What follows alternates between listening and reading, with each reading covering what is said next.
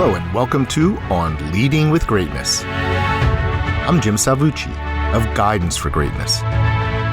This week's installment, The Paradox of Lack.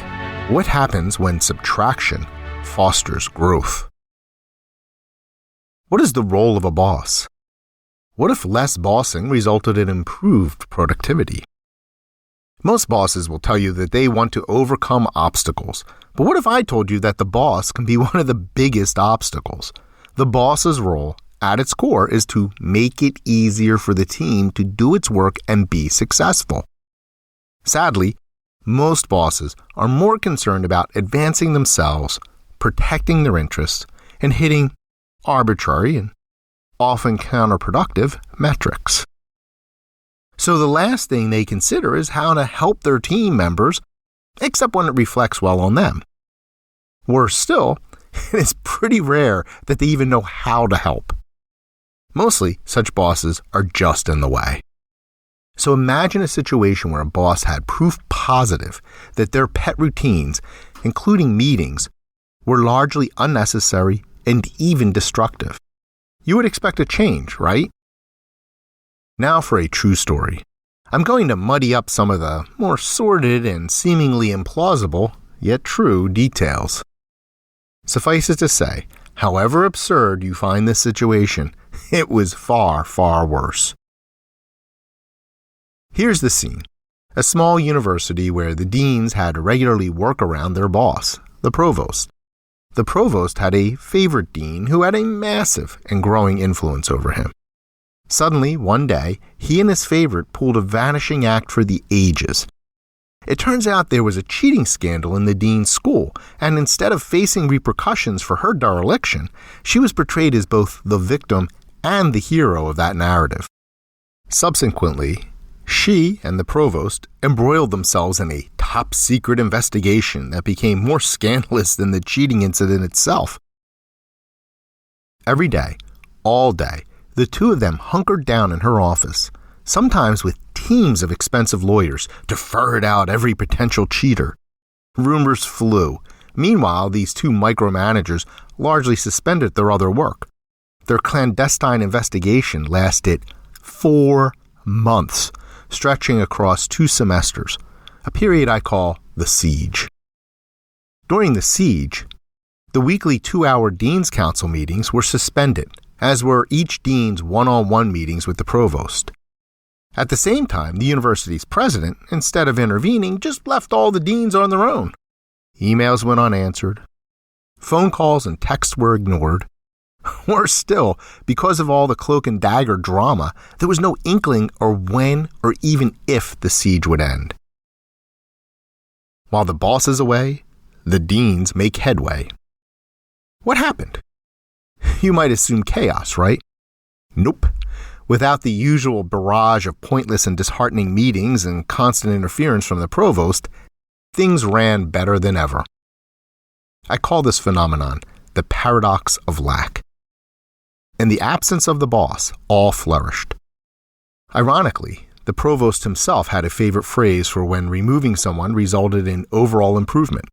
He called it addition by subtraction, and he proved to be its living exemplar. Why would this be? Why would his absence foster growth? Well, the provost was a control freak by nature, and even more so when he was under the influence of his favorite dean. He was also risk-averse to the point of timidity. But during the siege, projects that had sat unrealized suddenly gained traction. In his absence, there was no danger of second-guessing, no doubts or delays, no sudden changes in direction, and the normal state of intense anxiety waned. You can guess what happened when the provost and his favorite eventually reemerged from their legal liaison and the siege lifted. A wise boss would have taken a look around to assess and wonder at the new reality of thriving productivity. Instead, the provost, now squarely under the influence of his favorite, just snapped everyone and everything back to the same old, same old. If anything, it grew even worse.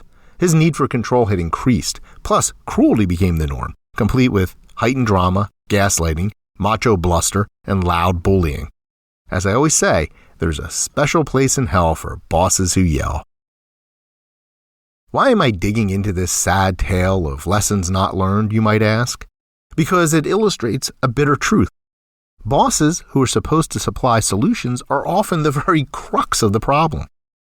They fuel what I've termed BCD, bureaucratic compulsive disorder, the mindless adherence to illogical rules that stifle progress. Many times, they themselves conjured up those damaging rules that they then pretend are ironclad instead of arbitrary. So bosses, pay heed and accept this challenge. Take a moment for introspection. Make a list of the difficulties your team grapples with daily. Now be honest, how much of that can be traced back to your actions or inactions? It's tough to face the truth, but recall that more often than not, the boss is a big part of the problem and rarely part of the solution. On the other hand, the more you intentionally focus on shifting your mindset as a boss from trying to get others to do everything toward trying to make everything easier for them to do, the closer you are to genuine leadership. Remember, boss is just a title. So is provost, dean, president, manager, director, and CEO.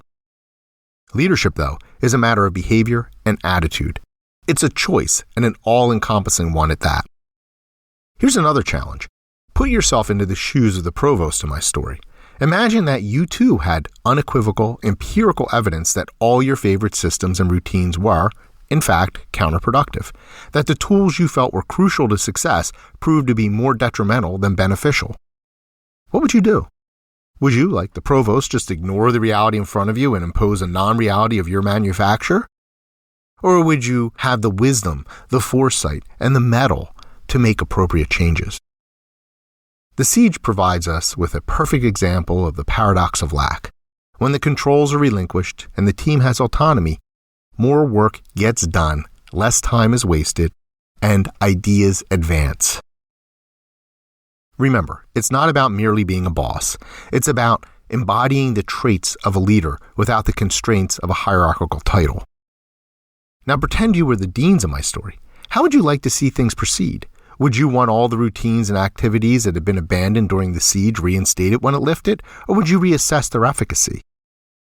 Maybe it's time to abandon those outdated systems and habits we all hold dear and embark on the path of genuine leadership. After all, if we want to be successful in anything, there's only one winning formula. Far fewer bosses in the way and more actual leaders to clear that way. How often have you seen the paradox of lack in action? What were the results? Leaders must learn to constantly gauge their effect on their people and make adjustments accordingly, and I can help. If you want to excel as a great leader in this world of bad bosses, visit guidanceforgreatness.com. Join the conversation by leaving a comment and leave a like or review. Please share this post on social media and be sure to subscribe to have On Leading with Greatness sent weekly to your inbox. I look forward to hearing from you.